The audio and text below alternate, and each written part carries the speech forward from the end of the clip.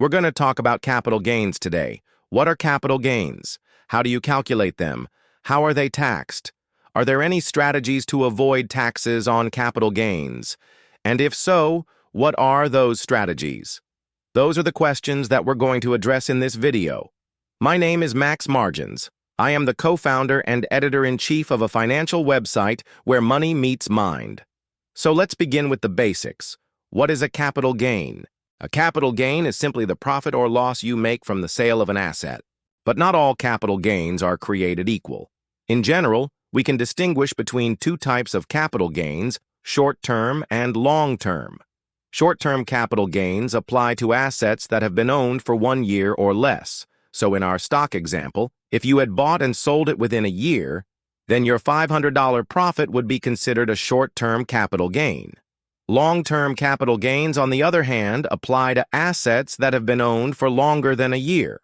So if you had held that stock for 2 years before selling it for a $500 profit, then you would pay long-term capital gains tax rates which are lower than short-term rates. In addition, we can also distinguish between two types of transactions that generate capital gains: sales and dispositions. Sales, as the name implies, involve you voluntarily selling your investment for a profit or loss. Dispositions, on the other hand, are a bit more complicated. They include not only the sales, but also other events that result in a capital gain, such as the sale of your home, in the case of a primary residence, or the exercise of stock options, or even the expiration of a lease. Another important distinction to make is between taxable and tax-free capital gains. As the names imply, taxable gains are subject to tax at both the federal and often state level, while tax-free gains are, as the name suggests, tax-free. An example of the former would be the sale of stocks or real estate, and an example of the latter would be the sale of municipal bonds. All right, so now that we know what capital gains are, let's talk about how they're calculated. Well, the calculation itself is pretty straightforward. You simply subtract the adjusted basis of the asset from the amount you receive from the sale. The adjusted basis represents the original cost of the asset, plus any capital improvements made to it, less any depreciation taken. Let's take a look at an example to illustrate this concept. Let's say you buy a piece of equipment for your business for $10,000. This is your original cost basis. Over time, let's say you spend $2,000 to repair and upgrade the equipment. This would be added to your basis. Now let's say you use the equipment for a few years, and in that time it loses value due to wear and tear. Let's say its value declines by $1,000. This decline would be subtracted from your basis. After 5 years, let's say you sell the equipment for $13,000. Your adjusted basis would be $11,000, which means your capital gain would be $2,000. All right, so now that we know what capital gains are and how they're calculated, let's talk about how they're taxed.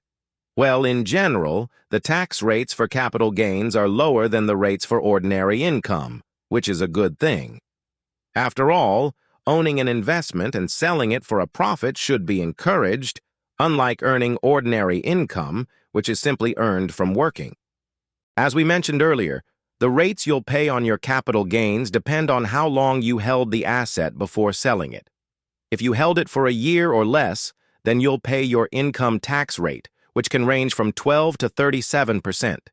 If you held it for longer than a year, then you'll pay long-term capital gains taxes, which are lower, ranging from 0 to 20%.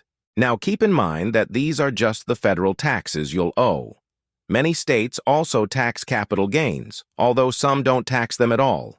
New York, for example, has one of the highest state capital gains taxes, which is 6.84%.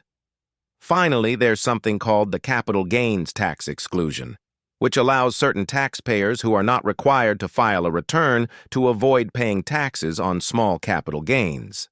All right, so now that we know how capital gains are taxed, let's talk about what to do when you realize a capital loss. As we mentioned earlier, a capital loss occurs when you sell an investment for less than you paid for it.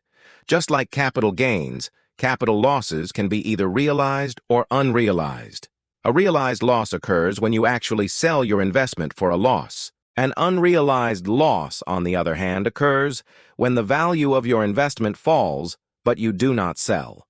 Unrealized losses are not deductible against ordinary income, but they can be carried forward to offset future gains or losses.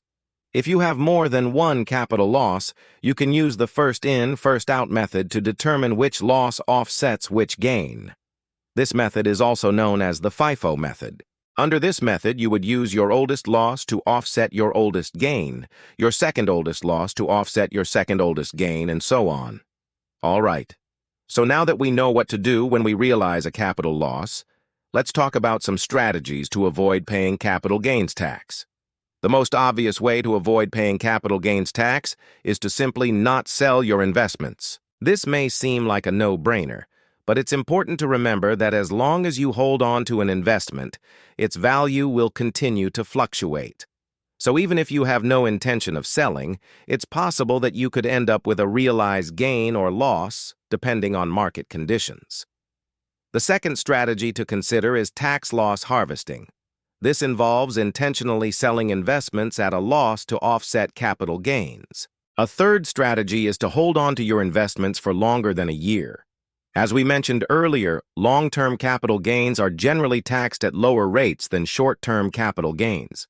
So if you can avoid selling your investments for at least a year, you could potentially save yourself some money on taxes. And finally, you might want to consider donating some of your investments to charity. If you're not planning on keeping an investment for the rest of your life, why not donate it to someone who needs it more? Not only will this allow you to avoid capital gains tax on that investment, but it will also give you a charitable tax deduction. So there you have it, a quick overview of capital gains. As you can see, they can be a great way to make money from your investments, but they also come with some important tax implications. By understanding the basics of capital gains and following some simple strategies, you can minimize your tax liability and maximize your profits. Thank you for watching. If you found this video helpful, please give it a thumbs up and subscribe to our channel for more great content. You can also follow us on social media for more financial insights and tips. Until next time, happy investing.